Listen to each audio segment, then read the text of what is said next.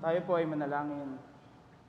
Aming soberanong Diyos at aming Ama na nasa langit, tunay na mabiyaya at mapagmahal sa amin. Maraming salamat, Panginoon, sapagkat muli mo kaming pinagkalooban ng pinagpalang araw ng pagsamba upang talagang kami ay sumunod sa iyong kalooban na ibigay sa iyo ang aming mataas na papuri at gayon din aming mataas na pagpapasalamat sapagkat ikaw ang Diyos na lubusan na dakila sa iyong kaluwalhatian at napakadakila ng iyong biyaya sa amin. Hindi mo lamang kami iningatan at pinagpala sa mga temporal na bagay. Meron kaming mga pagpapalang espiritual at buhay na walang hanggan. Kaya't marapat lamang, Panginoon, na maging tunay sa aming mga puso at isipan na pag-alayan ka ng pagsamba sa araw na ito na ibinigay mo sa amin. Kami, Panginoon, ay umaamin ng aming mga karumihan sa iyong banal na presensya. Patawarin mo kami sa aming mga kasalanan. Linisin mo kami, Panginoon, sa anumang karumihan na aming nagawa sa aming mga salita, inisip at mga uri ng pamumuhay sa mga nakalipas na araw. At dalangin po namin na tulungan mo kami sa aming mga kahinaan sa oras na ito na talagang maging sensitibo sa iyong pagkilos sa aming kalagitnaan, maging bukas ang aming puso at isipan sa pakinig ng iyong salita upang talagang katulad ng aming inawit, magkaroon ng higit na kabanalan ang aming buhay pananampalataya. Dalangin po namin ang iyong pagsama sa aming kalagitnaan at pagpapala ng buhay na walang hanggan sa mga makasalanan at pagpapala sa pananampalataya ng iyong mga anak sa oras na ito, sapagkat kami dumadalangin sa pangalan ng Panginoong Hesukristo. Amen. So tayo po ay makaupo na. So pamilyar tayo sa nangyari nitong mga nakalipas na araw, nasaksihan natin muli yung traslasyon na tradisyon ng Romano Katoliko. So it took place itong mga nakaraan na araw, dinaluhan ito ng 9 milyon at higit pa ng mga Pilipino na devoto. At ngayong taon, mas inagahan nila yung traslasyon sapagkat alam natin na last year, 20 hours yung kanilang ginugol para sa prosesyon ng Poong Nazareno. Pero kahit mas maaga yung kanilang ginawa na traslasyon sa taong ito, ay umabot pa rin sila ng higit na 30 hours sa kanilang procession, making it the longest celebration ng traslasyon in its history. So this annual tradition highlights the intense devotion ng mga Romano Katoliko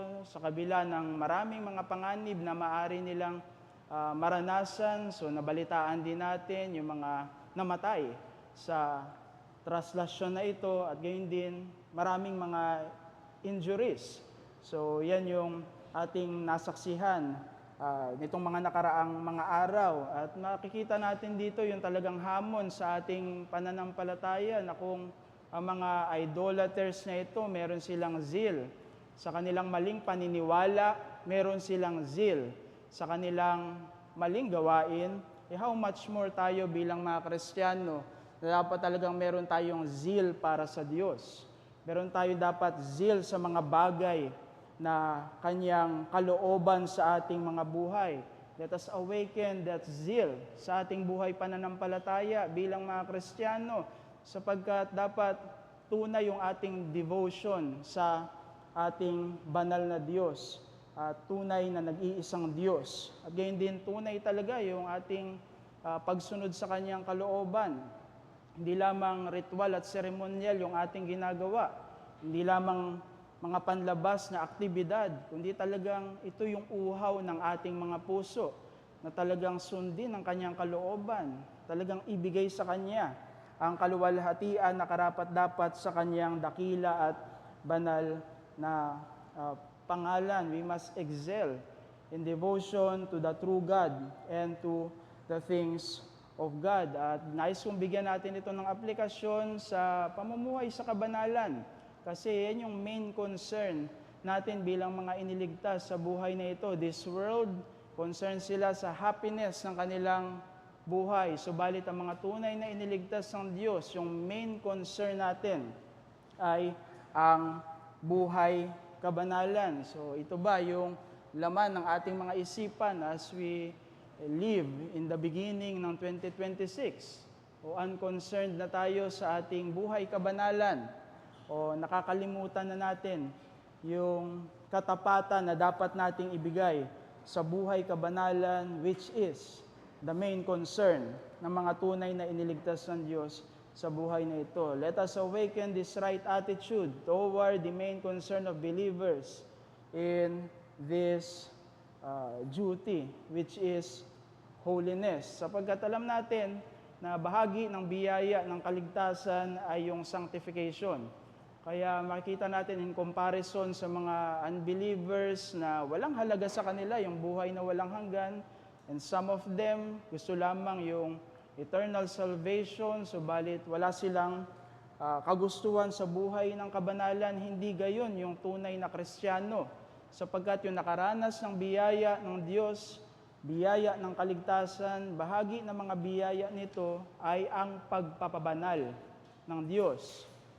Kaakibat ng biyaya ng kaligtasan, itong pagpapabanal sa atin, merong definitive sanctification na kung saan paghihiwalay sa mga iniligtas ng Diyos mula sa kapangyarihan ng kasalanan at pagkaalipin ng kasalanan. Yun yung ating naranasan dito sa kaligtasan na mula sa Panginoong Hesukristo. At dahil merong paghihiwalay sa mga tunay na sumampalataya sa pagkaalipin at kapangyarihan ng kasalanan, sila ay mamumuhay ng merong pag-unlad sa sanctification. So yun yung dalawang aspeto ng sanctification bilang bahagi ng biyaya ng kaligtasan. Kaya tayo, mga Kristiyano, talagang ibinibigay natin yung ating mga sarili at sinisikap natin yung lubusan na katapatan dito sa main concern natin sa buhay na ito ng kabanalan. There must be a genuine commitment of true believers to grow in holiness. Ito yung dapat na ating conviction. Ito yung dapat na ating desire sa ating buhay pananampalataya. Hindi natin dapat pinababayaan yung buhay ng kabanalan dahil sa mga pagsubok na ating kinakaharap, dahil sa mga paghihirap na ating nararanasan. O bakang iba sa atin, kontento na sa ating buhay kabanalan dahil matagal na akong Kristiyano, o may edad na ako, malapit na akong pumanaw, okay na ako sa aking buhay Kristiyano. O ang iba sa atin, marami na akong mga paglilingkod na ginagawa, kontento na ako sa aking buhay ng kabanalan. Hindi dapat gayon, mga kapatid. Ano man yung antas ng ating buhay pananampalataya, ano man yung ating gulang bilang Kristiyano, ito yung dapat laman ng ating mga puso. Totoo dapat ito sa atin. Dapat tayong nagnanais na umunlad sa pananampalataya. Kaya gusto ko yan na maging personal sa iyo. Totoo bang laman ng iyong puso ang kagustuhan na umunlad sa pananampalataya? Dahil isa yan sa mga problema ng mga Kristiyano, nakakaligtaan talaga itong mahalagang duty ng holiness. Failure to satisfy our thirst sa Diyos will hinder yung ating progress sa holiness. Sapagkat katulad ng tiningnan natin na sanctification bilang biyaya ng kaligtasan, may pagbabago talaga na ginawa sa atin yung Diyos. Meron na tayong uhaw sa Kanya. Meron na tayong pag-ibig sa Diyos at pagkamuhi sa ating mga kasalanan. Kaya't namumuhay dapat tayo to satisfy that thirst sa ating Diyos because of the change wrought to us by the grace of salvation. At yung authority at relevance ng salita ng Diyos ay nagpapakita talaga sa atin ng malinaw na mga claims ng ating Panginoong Hesukristo. Hindi mo lamang siya tagapagligtas bilang Kristiyano. Si Jesus ay iyong Panginoon. Kaya dapat meron tayong pagtupad sa mga kiniklaims ng Panginoong Hesukristo sa ating mga buhay, sapagkat mayroong tukso ng ating sundin in this life ay ang claims ng ating culture.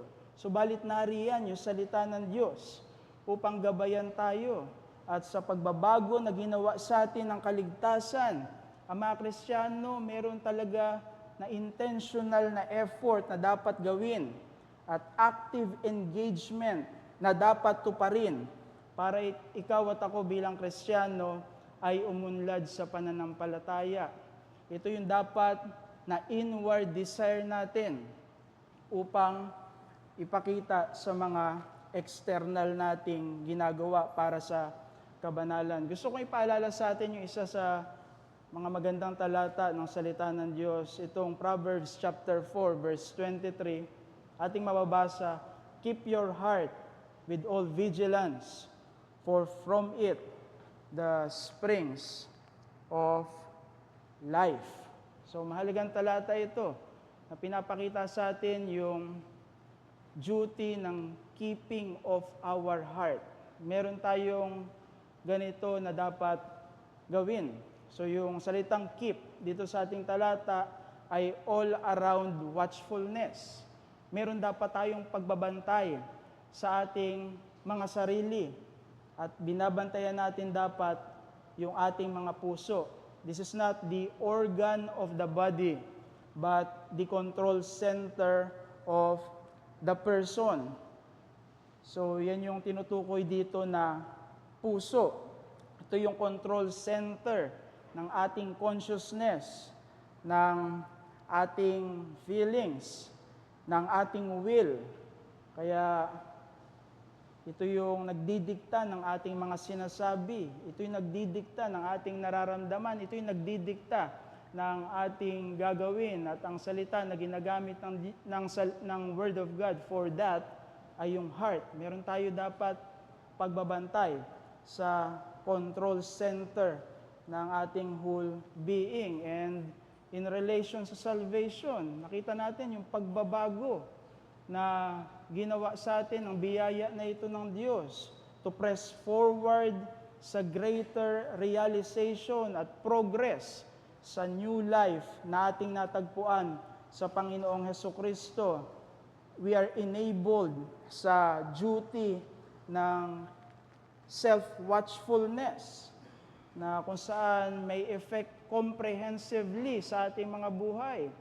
May epekto yung pagbibigay sa atin ng Diyos ng kakayahan to keep our hearts sa mga regular duties natin sa ating mga buhay, sa ating mga relationships, at sa ating iba't ibang mga roles. Comprehensively affected yung ating mga buhay because we are enabled by salvation. And this heart-keeping ay intensive.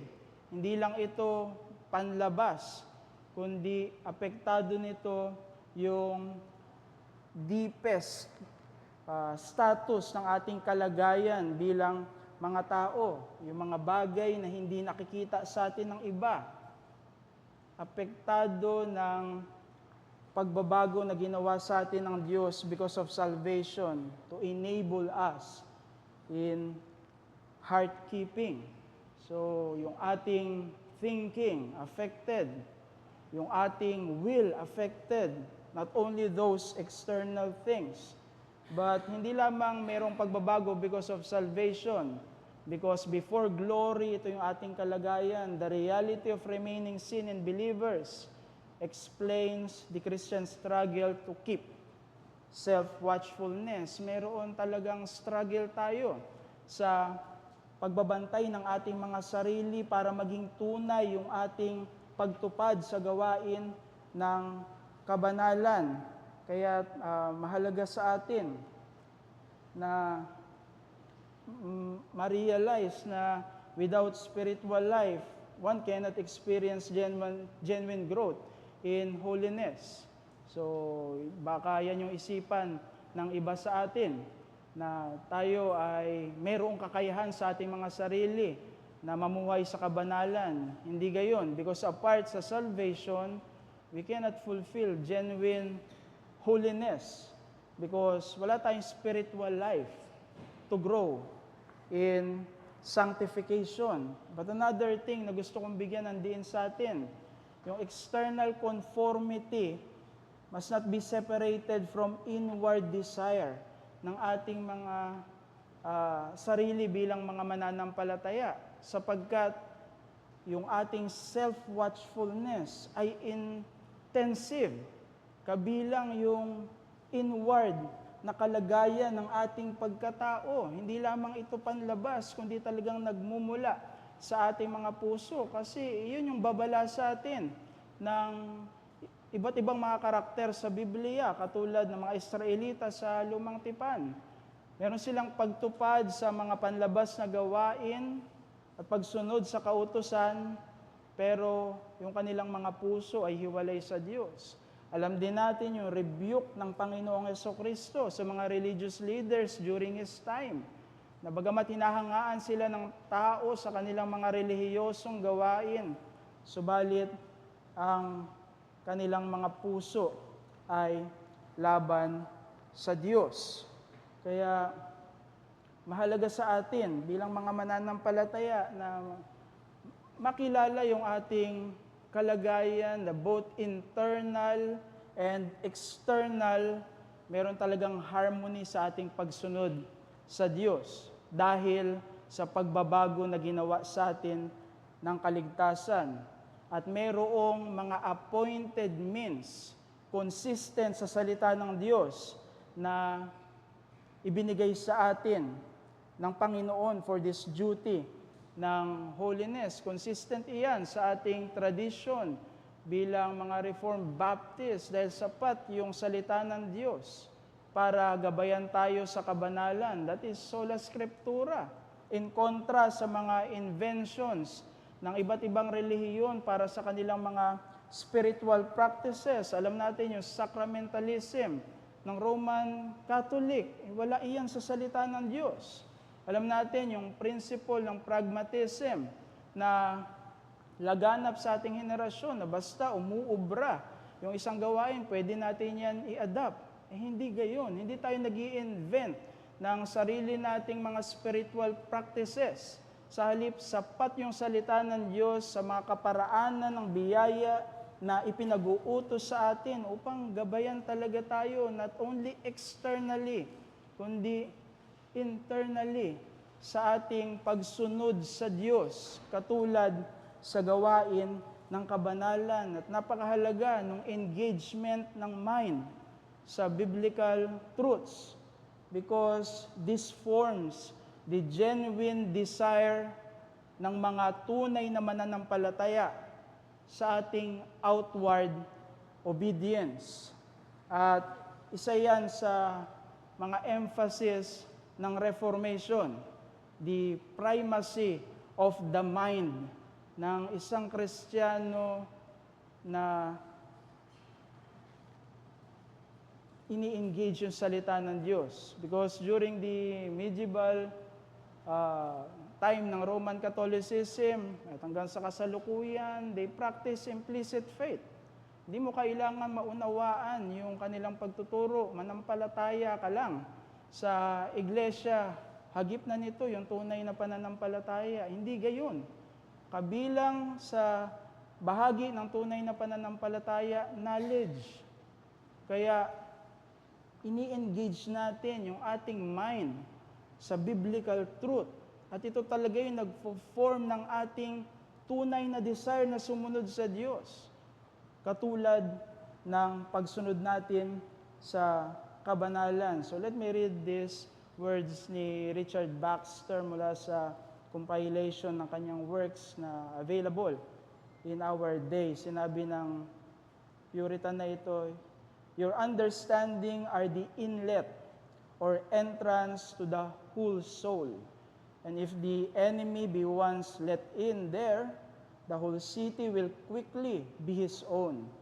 Thus a sound judgment leads to soundness of heart and life.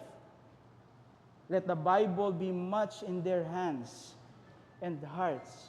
Kaya meron dapat engagement yung ating mga isipan sa mga katotohanan ng salita ng Diyos. At dito sa tinitingnan natin na cultivation ng holiness, isa sa mga mahalagang katotohanan na dapat i-engage natin yung ating mga isipan para sa gawain ng kabanalan ay ang katangian ng kabanalan ng Diyos.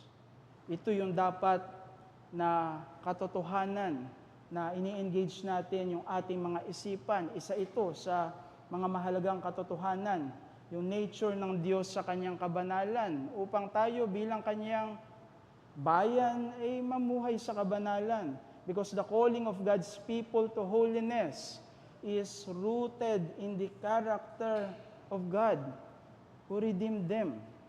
Engage natin yung ating mga isipan sa katotohanan na ito ng Diyos. And I can say, marahil yung pagpapabaya natin sa buhay ng kabanalan, pagiging unconcerned natin sa buhay ng kabanalan, ito yung isa sa mga katotohanan na nakaliligtaan natin.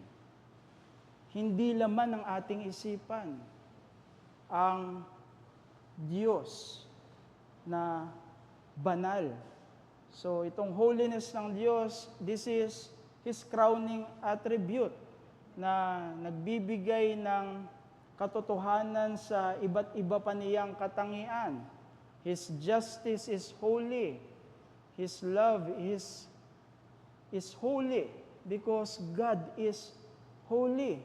And everything sa Diyos, mula sa kanyang sarili at hanggang sa kanyang mga ginagawa, ay banal.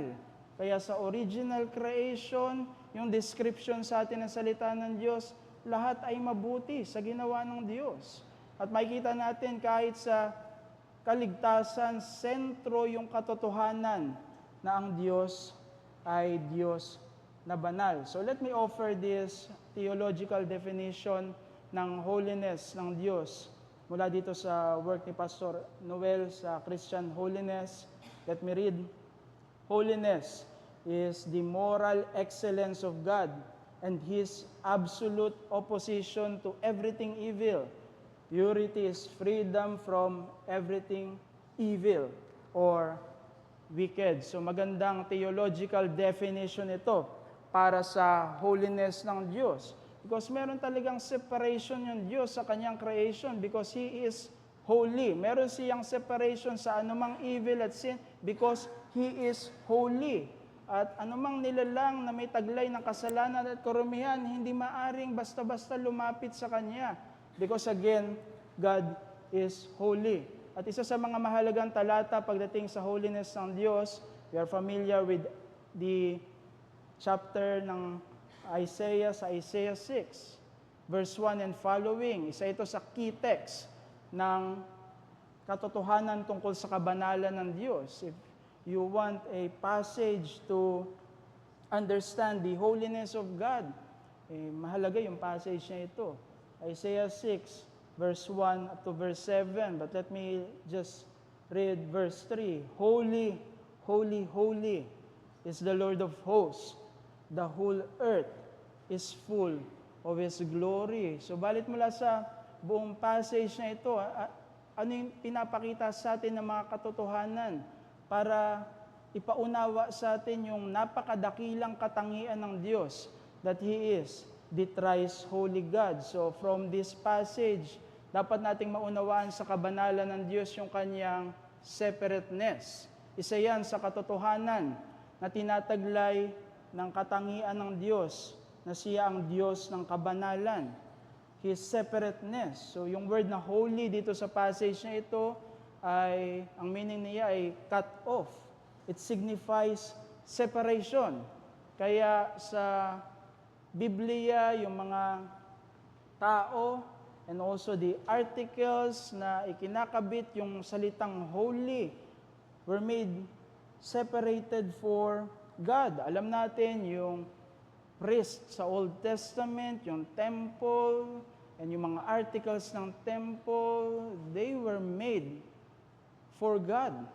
Sapagkat ang salitang holy sa Biblia signifies separation. They were separated for God because sila ay pinaging banal ng Diyos. Sa mga bagay na yon ay pinaging banal ng Diyos.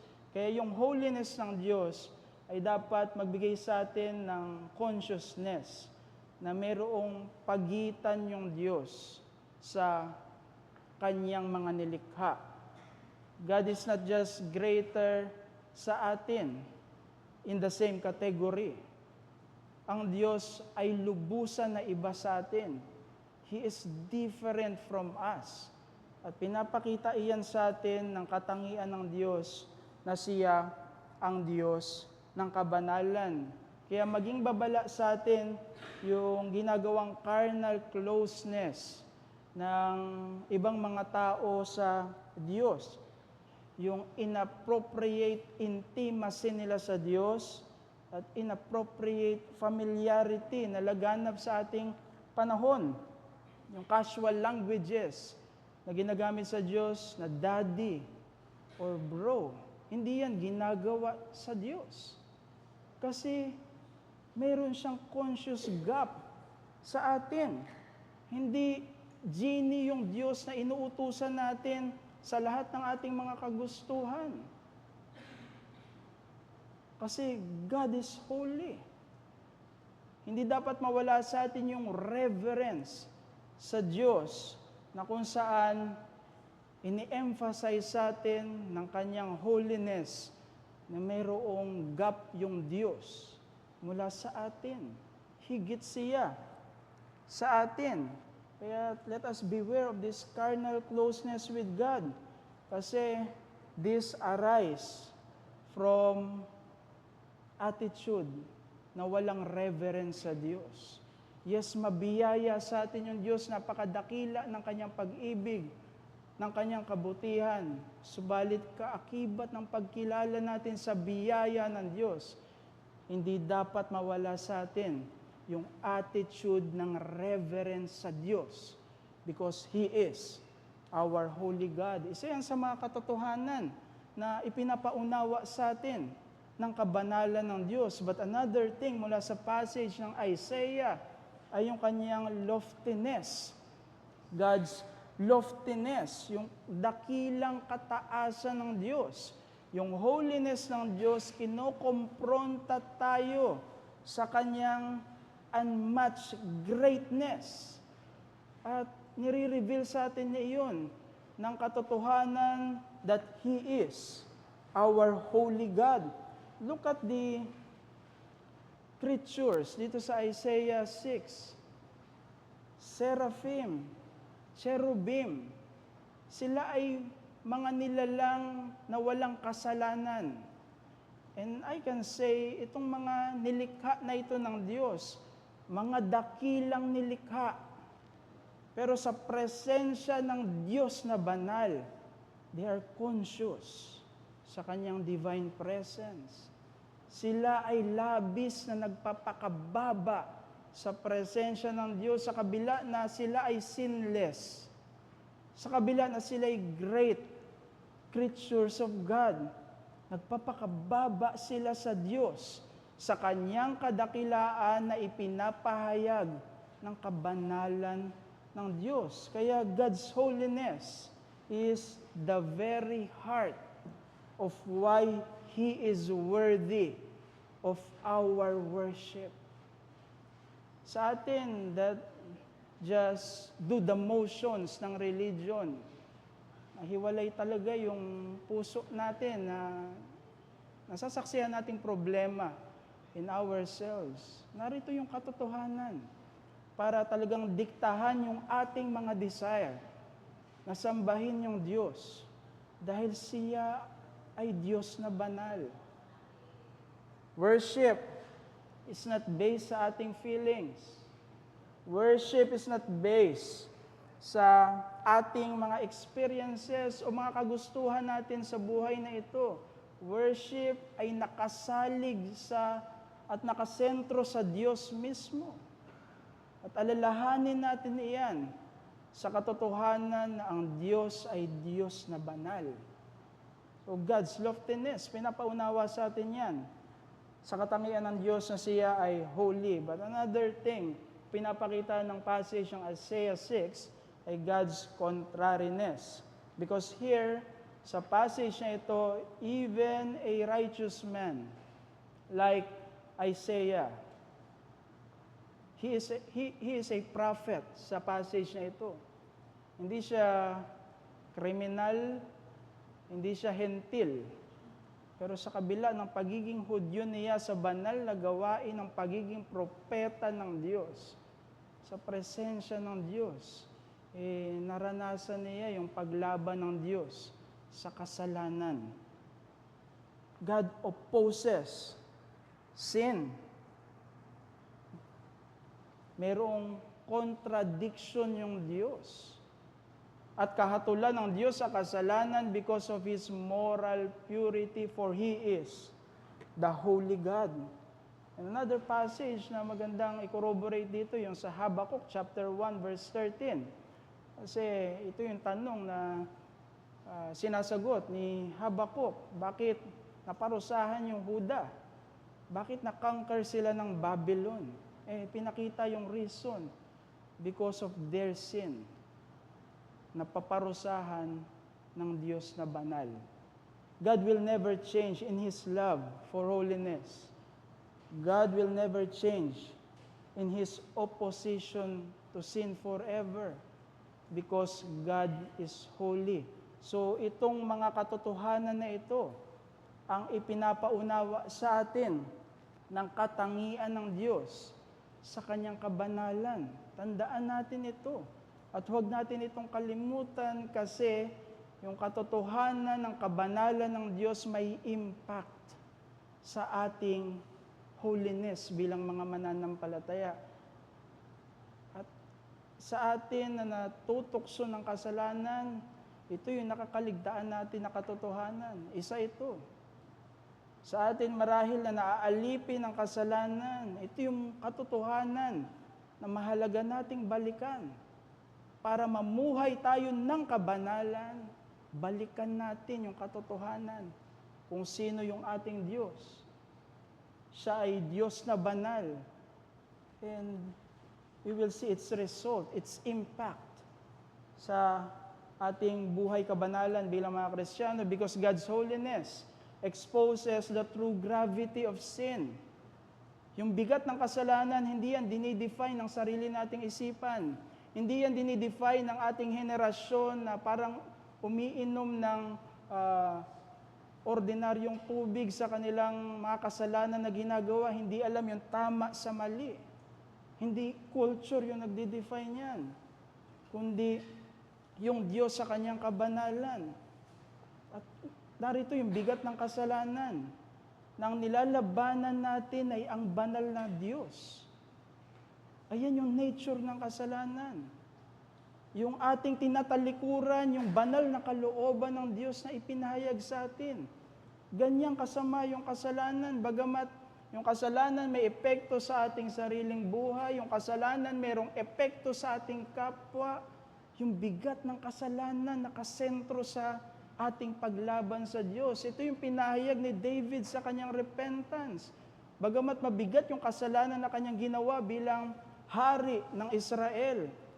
Bagamat mabigat yung kanyang kasalanan na ginawa sa kanyang kapwa, nangalun niya siya kay Bathsheba, pinapatay niya si Uriah. Narito yung central truth ng bigat ng kasalanan na kung saan pinagsisisihan ni David, against you, you only have I sinned. Sa marami nating lalabanan, ang napili pa nating labanan ay ang Diyos. Yan yung ginagawa natin kapag nagkakasala tayo sa Kanya. Kaya it is necessity for our Christian life to recover the deep sense of sin. Hindi to alam ng mga unbelievers. Sapagkat sila ay walang spiritual na buhay. At may mga contemporary churches, even in our day, plagued by wrong teachings ng redefinition ng kasalanan ng tao.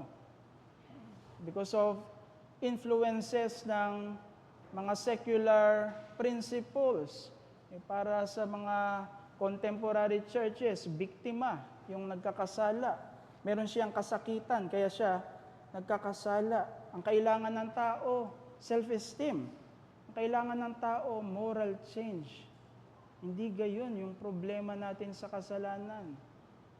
Ang problema natin sa kasalanan, nakasentro sa paglaban sa Diyos. At ang kailangan natin sa problema ng kasalanan ay biyaya ng kaligtasan. It is a great evil to oppose the Holy God who is worthy of all worship. Ang dapat nating ialay, ibigay sa Diyos, pagsamba, dahil sa Kanyang katangian ng kabanalan, at hindi paglaban sa Kanya na nangyayari sa ating mga pagbagsak sa kasalanan. Kaya kalimutan mo itong holiness. Kung isasantabi nito, yung sasantabi ng iglesia, yung katotohanan ng kabanalan ng Diyos, we will see na pagdating sa pagsamba, ang magiging sentro tao. Ang magiging sentro is to cater the ungodly generation. Hindi naging sentro yung Diyos kasi isa sa mga katotohanan na kinakaligtaan ay ang pagiging banal ng Diyos. God is worthy of all our worship because He is holy. May ganitong impact, yung God's holiness. But another impact, God's holiness called believers to prioritize holiness against remaining sins. Kita natin yung pagiging sentro ng katangian ng kabanalan sa Diyos. Yun yung crowning attribute niya.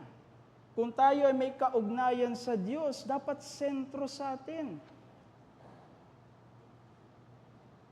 ang pamumuhay sa kabanalan. There is the separation of God from all evil because He is holy and He possesses moral excellence.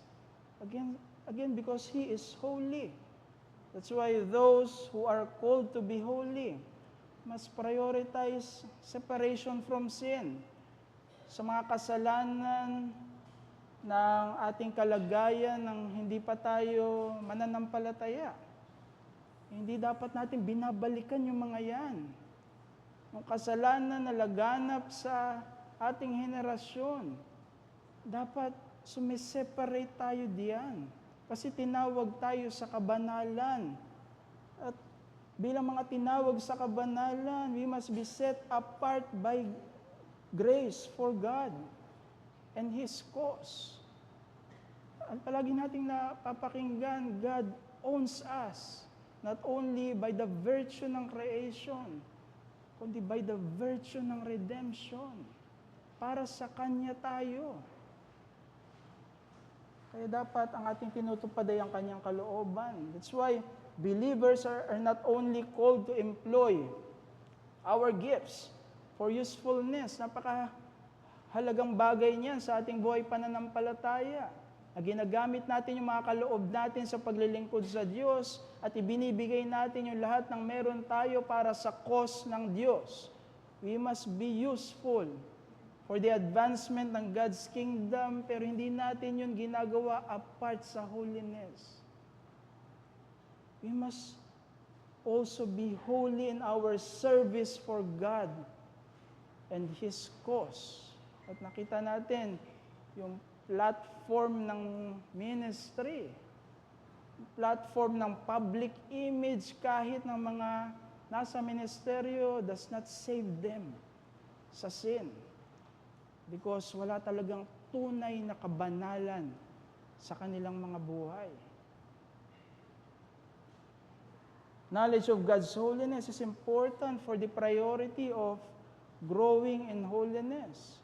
Kung paano nakita natin yung evil ng kasalanan because of God's holiness, that's why we are opposed sa anumang kasalanan. Narito yung beauty ng God's holiness to attract us sa wisdom to live ng may kabanalan. Naroon yung wisdom sa ating buhay. Wisdom na tayo ay mamuhay sa kabanalan. Just imagine, if God, tanggapin niya lang lahat. Baliwala sa Kanya yung kasalanan. Just imagine, kung yung Diyos hindi siya concerned sa holiness, At walang judgment sa kasalanan. Ano yung resulta nun sa sangkatauhan? Yung result nun, unholiness. Di ba yun yung isipan ng mga unconverted? That's why they are remaining sa kanilang mga kasalanan because for them, tanggap naman ng Diyos lahat. Wala namang kaparusahan sa aking kasalanan. But that's not the case. God is holy. Kaya yung kanyang mga tinubos, God's people are living in holiness. But another impact ng holiness sa ating buhay, kabanalan, God's holiness in connection with the gospel serves as a powerful motivation for growing in holiness. Kasi yung holiness ng Diyos, central truth siya. Central truth ito ng Ebanghelyo ng Panginoong Jesucristo. There is the divine wrath against sin because God is holy. And because God is holy, ang makasatisfy lamang ng kanyang parusa sa kasalanan ay ang tanging tagapagligtas sa si Jesucristo at ang kanyang tinapos na gawa para sa kaligtasan. Because God is holy. God the Son humbled Himself so that the demand of holiness in the work of redemption will be achieved.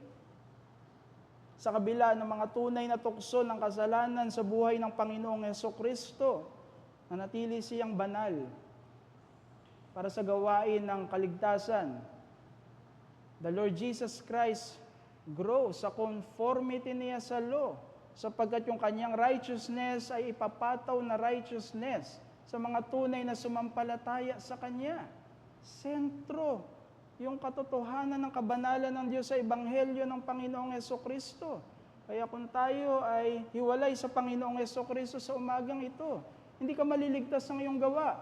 Hindi ka maliligtas ng ibang mga tao o ng iyong relihiyon.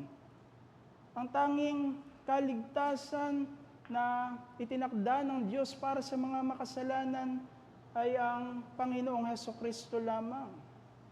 At ang kanyang ginawa sa krus ng Kalbaryo at muling pagkabuhay, hindi tayo nililito ng Biblia. Sa katotohanan na kay Hesukristo lamang yung kaligtasan, iisa lamang yung napako sa krus ng Kalbaryo. Iisa lamang yung muling nabuhay at siya yung tanging tagapagligtas. Kaibigan, tumugon ka sa Kanya ng pagsisisi sa iyong kasalanan at pananampalataya sa Panginoong Hesukristo. Pero kung tayo ay mga mananampalataya sa umagang ito, the believer's holy life is the natural expression of a heart truly grateful for salvation. There are people, professing believers, brag their status sa society. Even brag their ministries. Walang masama sa mga iyan. But apart from holiness, we are not truly grateful sa biyaya ng kaligtasan. But living in holiness, yan ang tunay na ekspresyon ng pagpapasalamat ng isang iniligtas sa Diyos na nagkaloob sa Kanya ng napakadakilang biyaya. The words of the Lord Jesus Christ, hindi po ba sa Ebanghelyo, sa mga na-encounter siya bilang Mesiyas na ipinangako ng Diyos sa lumang tipan na natupad sa Kanyang persona, diba? Sa Kanyang mga na-encounter na character sa gospel. Sinasabi ng Panginoong Jesucristo, go from now on and sin no more. Kasi yun yung tunay na expression ng ating gratefulness sa Panginoong Hesukristo. We go sa ating mga buhay and sin no more. But another thing, itong Savior natin is a model ng ating ng ating holiness. Because Christ's holiness is the model of Christian holiness in attitude. And indeed, sinabi sa atin ng mga bahagi ng salita ng Diyos katulad sa 1 John chapter 2 verse 6, whoever says he abides in Him ought to walk in the same way in which He walked. Bilang mga mananampalataya, halimbawa natin yung Panginoong Hesukristo. Yan yung tinuturo sa atin ng salita ng Diyos. Kasi yung atonement, yung work ni Kristo sa redemption, meron siyang secondary significance according sa Scripture. Its primary significance, malinaw sa atin, walang iba para sa ating kaligtasan, pero huwag nating kalimutan na yung atoning work ng Panginoong Hesukristo may secondary significance for believers sa ating particular group ng mga tao bilang mga iniligtas ng Diyos. Yan yung sinasabi sa atin ng mga bahagi ng salita ng Diyos. Katulad ng 1 Peter chapter 2 verse 21. Mayroong meekness sa kabila ng iba't ibang paghihirap. Kasi dapat nating tularan yung meekness ng Panginoong Hesukristo. Merong humility sa ating buhay pananampalataya. Sinabi ni Pablo sa Philippians 2, verse 5 and following. Dahil sa pagpapakababa ni Hesukristo para sa gawain ng kaligtasan, dapat tularan ng mga mananampalataya yung pag-uugali ng pagpapakababa or pagpapakumbaba. The life of faith demonstrated by Christ must be emulated by believers in their attitudes and their action.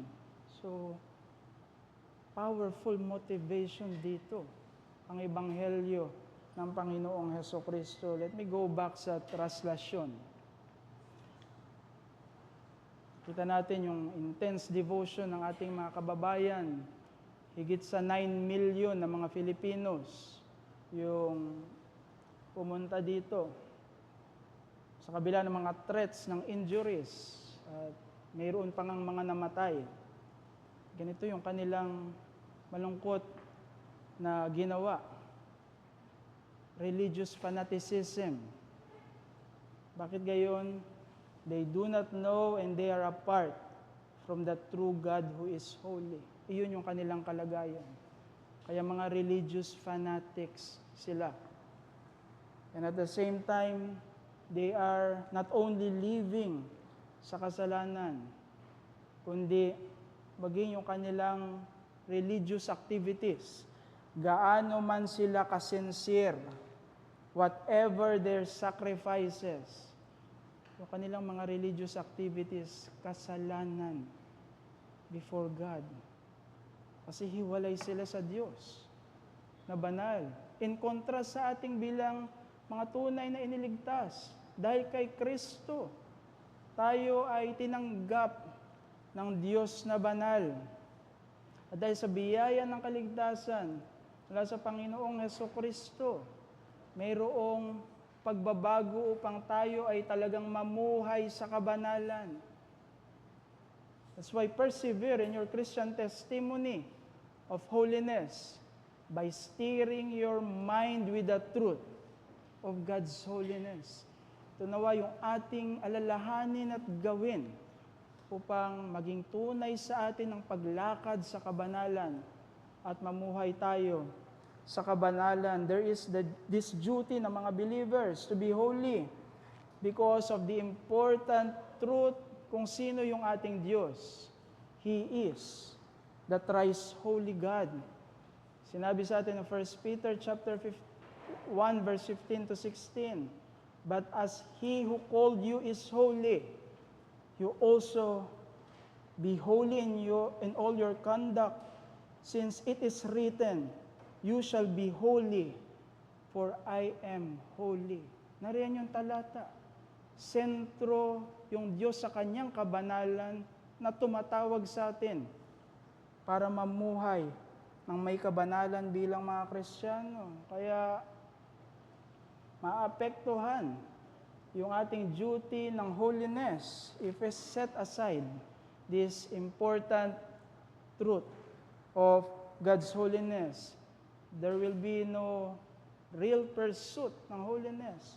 We will be unconcerned sa holiness if we will set aside yung pagiging banal ng ating Diyos. But saturating our mind with the biblical truths of God's holiness will surely awaken and increase our desire to truly live in holiness. So here ends our lecture. Meron pa naman tayong time para sa ating Q&A.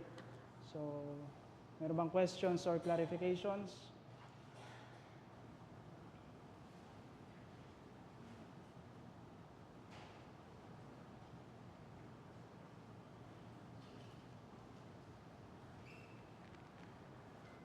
Even sa Zoom, pwede po tayong mag-send ng ating questions.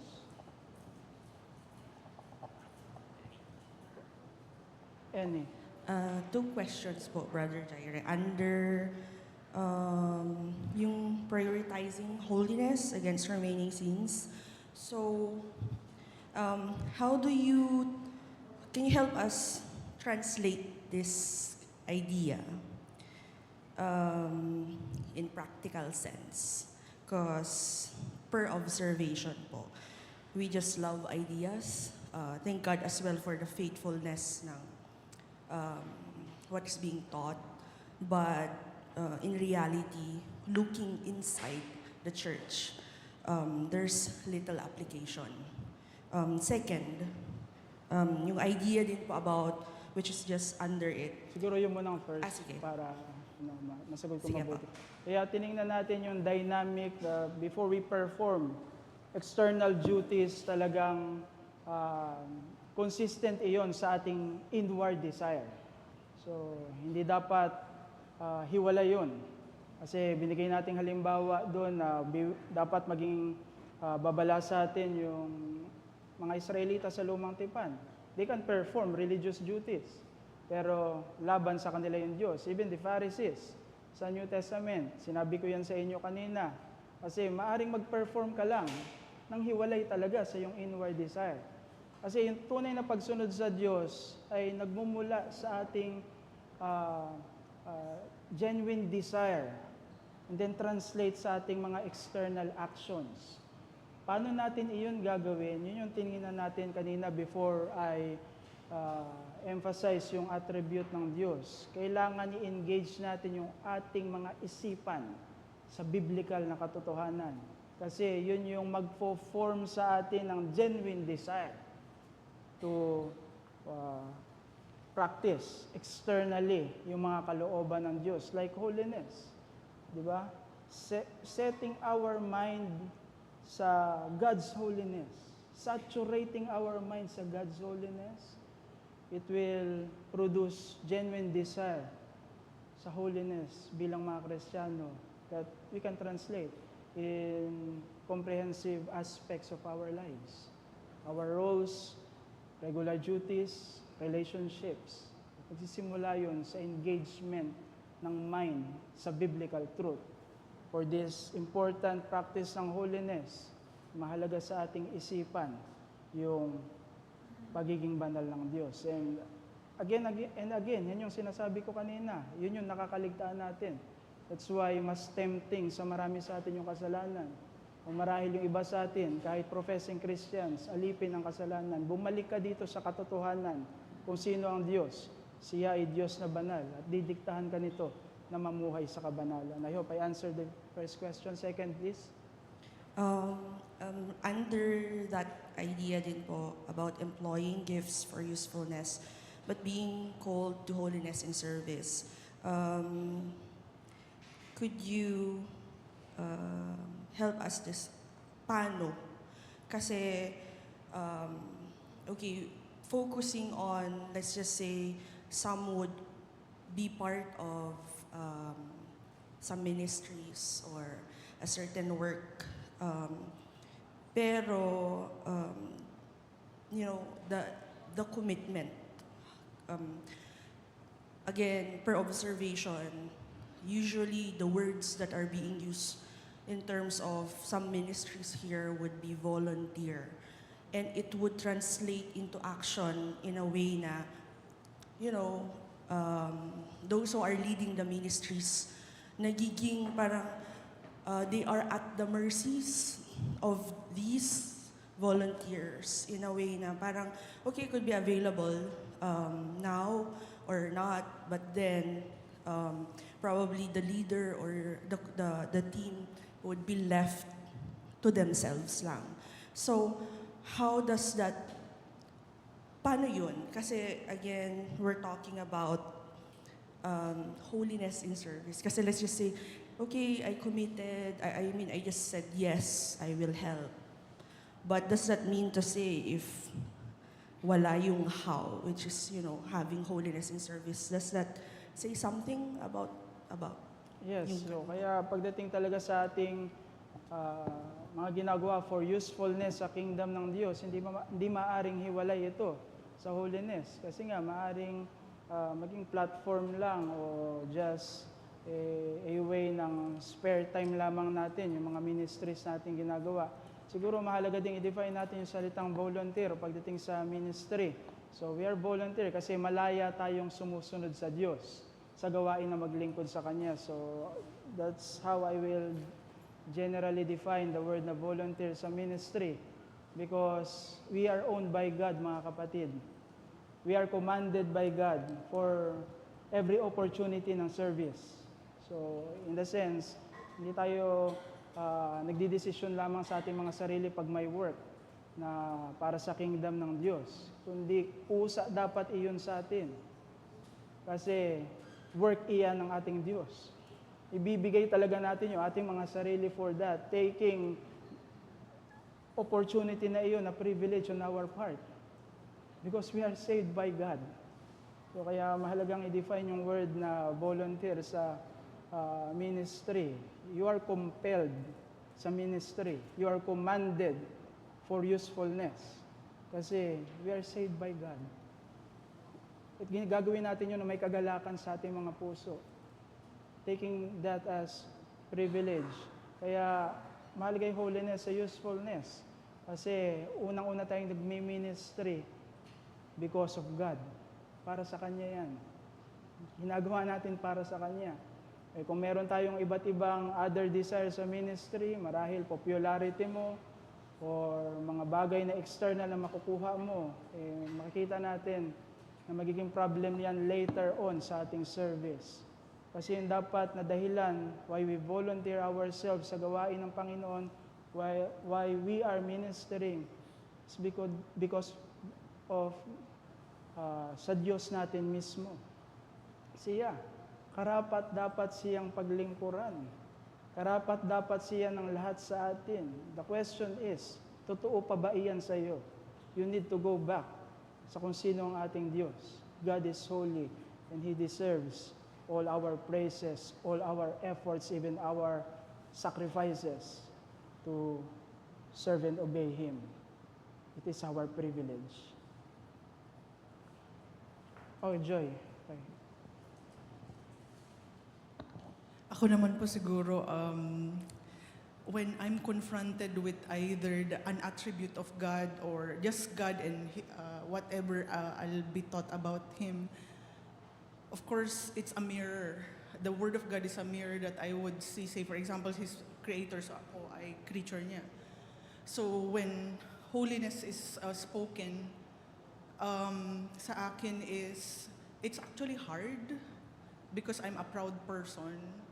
That when the Lord let me see my sins, let's say as a worker, as a servant to my boss, I mean the employer-employee relationship, or as a daughter to my father, for example, or as a member of a certain team or ministry, for example, because I have those sins that are still here. And let's say I'm confronted na impatient ako. I'm, even just a thought, it's rude. Hindi ko pa sinasabi yun or what. It's hard because it will tell me that there's something really, things that I have to depend on God that has to be changed. So what I mean there is it's not easy, I believe, Brother Jair. But again, the grace that the gospel is real and it's true while I still am living as a worker, a daughter, whatever I am, dun nape-penetrate and nabubuhay. And at the same time, as you said earlier, I'm grateful na it starts here. And if we really are convinced and we say it's true, we believe it will translate to life. And actually, if my life, I'm living it contrary to the word of God, I'm disobeying, I'm sinning, meaning I have to go back again to come to the Lord and ask help. So meaning I have to do something, meaning I have to change something in my life, but not, again, I cannot do that. Depend on God, the Holy Spirit to, Lord, help me. Or sometimes, as other people, can you please help me recognize when my voice raises or something like that, no? Na we don't also are left to ourselves. Pero ang ibig kong lang sabihin po is, I'm grateful for this study, but at the same time, the reality is actually hindi siya madali to pursue holiness, but at the same time, we are grateful that we're members of a church where others can look after us. Thank you for that, Sister Joy. Kaya titingnan din natin dito sa aking dinidisenyo na mga lessons, yung pag-alala sa biyaya ng Diyos. Bahagi yun sa titingnan natin. We will saturate our mind sa biyaya din ng Diyos na magdudulot sa atin para sa duty ng holiness. So I will deal the ministry ng Holy Spirit sa sanctification. Hindi talaga tayo ni-left sa ating mga sarili, kundi merong makapangyarihang tulong sa atin yung Diyos to progress in holiness. Huwag natin iyong kalimutan, kaya we will also saturate our mind sa biyaya ng Diyos to captivate our thoughts for holiness. Ewan siya, maikling question Maikli lang siya. talaga ito, Question lang. Brother Jerry. Yung ano lang, yung God's holiness, yung separateness. May ano lang sa akin doon, medyo na ano lang ako doon sa beware carnal closeness to God. Aside from yung mga ginagawa ng mga translasyon, ano pa ba ang mga ibang pwedeng ipaliwanag dito? Carnal closeness. So yung carnal closeness, nangyayari talaga yan sa ating panahon. If I remember correctly, may isang palabas pa nga, di ba? Sa sikat na TV station, iba ang tawag sa Diyos, bro. So nangyayari talaga yung ganong approach ng carnal closeness and intimacy sa Diyos na hindi karapat-dapat. Kasi though mabiyaya sa atin yung Diyos, siyang Diyos natin ng pag-ibig, mapagmahal siya sa atin, huwag mawawala sa atin yung reverence. Laging may balancing katotohanan ng lubusang paggalang sa Diyos. As we approach Him and as we conduct things na related sa ating Diyos. At papasok doon yung kasapatan ng salita ng Diyos para gabayan tayo. Kasi kadalasan kaya bumabagsak sa carnal closeness yung approach ng isang professing Christian sa Diyos, hindi yung tinuturo ng kanyang salita. I will go back sa aking example. Tawagin mo yung Diyos na bro. Give me a book, chapter and verse about that. Wala. Kaya tayo bilang mga Reformed Baptists, we hold sa sola scriptura, kasapatan ng salita ng Diyos to guide us even in our relationship sa Diyos, na talagang sapat ito para gabayan tayo how we relate sa Diyos, na tawagin natin siyang Abba Father. Kasi sinasabi yun ng kanyang salita. At maingatan tayo mula sa mga spiritual inventions na laban sa kanyang salita na nangyayari maging sa ating panahon, at gayon din dinidiktahan lamang ng kaisipan ng ating kultura at henerasyon. Ate Chit. Yung sa message, Brother Pastor, Presumptive Pastor Jaire. Related dun sa engaging the mind with biblical truth, na yung Word of God should guide us, engaging the mind.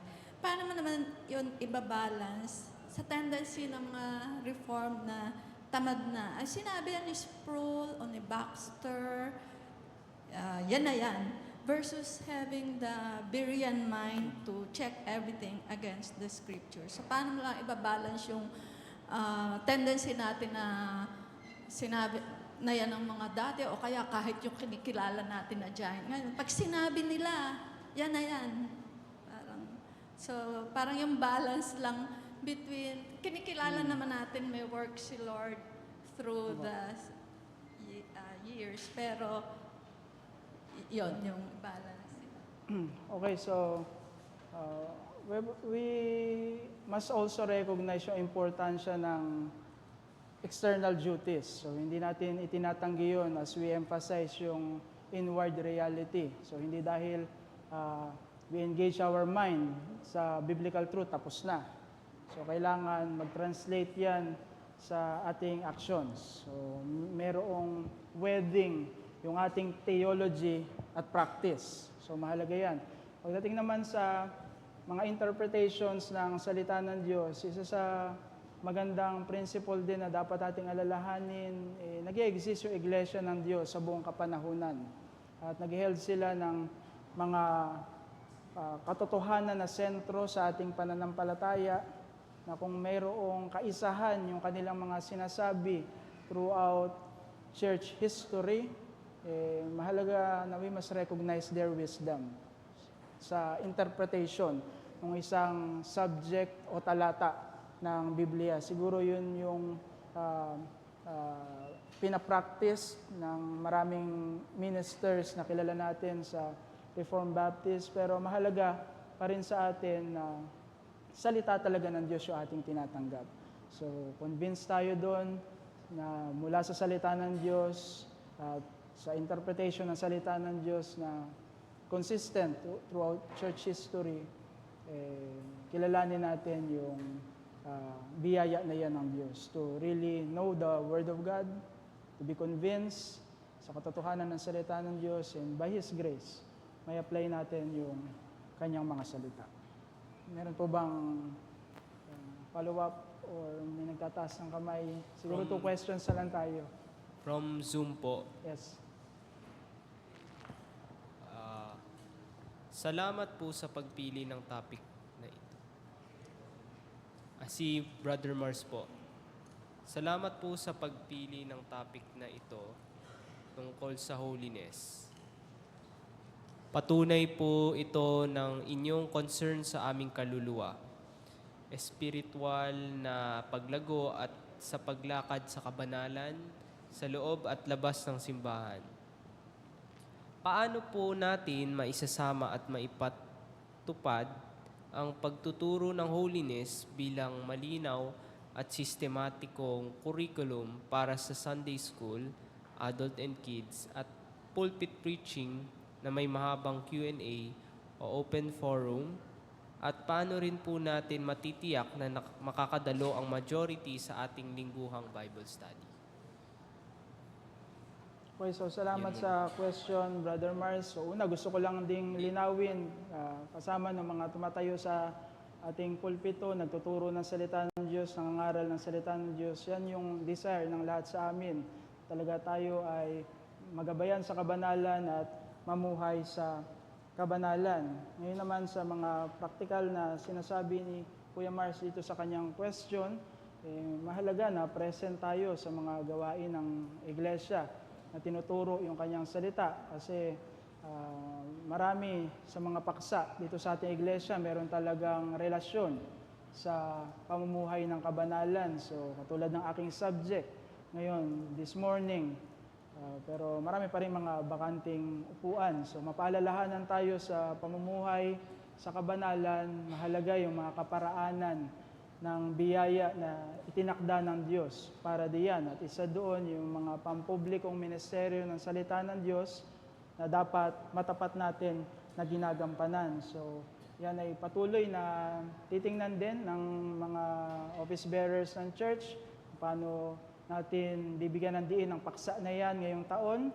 at sa pagbibigay ng maraming Q&A time sa mga sessions. Siguro una na ako na magbabago, mas iklian ko pa siguro yung lecture ko this coming week para mas mahaba yung time ng Q&A. Ngayon sa concern niya para naman sa kids, yung ministry natin para sa ating mga kids center sa gospel, so evangelistic yung concern. So kaya naroon, nakasentro yung mga paksa natin sa Children's Sunday School, mga ministries natin sa children and youth sa ating iglesia. The subject ng sanctification ay mas mabigat para sa mga mananampalataya na ng Panginoong Hesukristo. So mayroong magkaibang approach sa different audience ng ministry. So sumisenyas na sa akin ng time.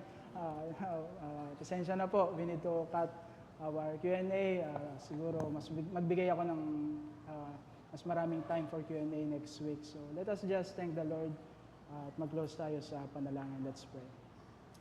Aming dakila at banal na Diyos, salamat Panginoon sa pagpapaalala sa amin ng iyong salita, sa katotohanan na ikaw ang aming banal na Diyos, sapagkat kinukumpronta ng malinaw na katotohanan kung sino ka bilang aming Diyos, ang kasamaan ng kasalanan, at gayon din kagandahan ng kabanalan na dapat naming ipamuhay bilang mga mananampalataya. Tiningnan din namin ang iyong kabanalan sa kaugnayan nito sa Ebanghelyo ng Panginoong Hesukristo. Kaya tulungan mo kami, Panginoon, na talagang umunlad sa pagkaunawa ng kabanalan na dapat namin tuparin bilang mga mananampalataya, at patuloy nga na igawad mo sa amin ang biyaya upang maging matapat kami sa iyo para sa gawaing ito, both bilang lokal na iglesia at gayon din sa aming individual na buhay bilang mga mananampalataya. Dalangin din namin, Panginoon, ang kaligtasan ng mga hiwalay sa Panginoong Hesukristo mula sa kanilang napakinggan, mula sa iyong salita. Kinukumit namin sa iyo mga bagay na ito at patuloy mo kaming pagpalain sa araw na ito ng aming pagsamba sapagkat kami dumadalangin sa pangalan ng Panginoong Hesukristo. Amen.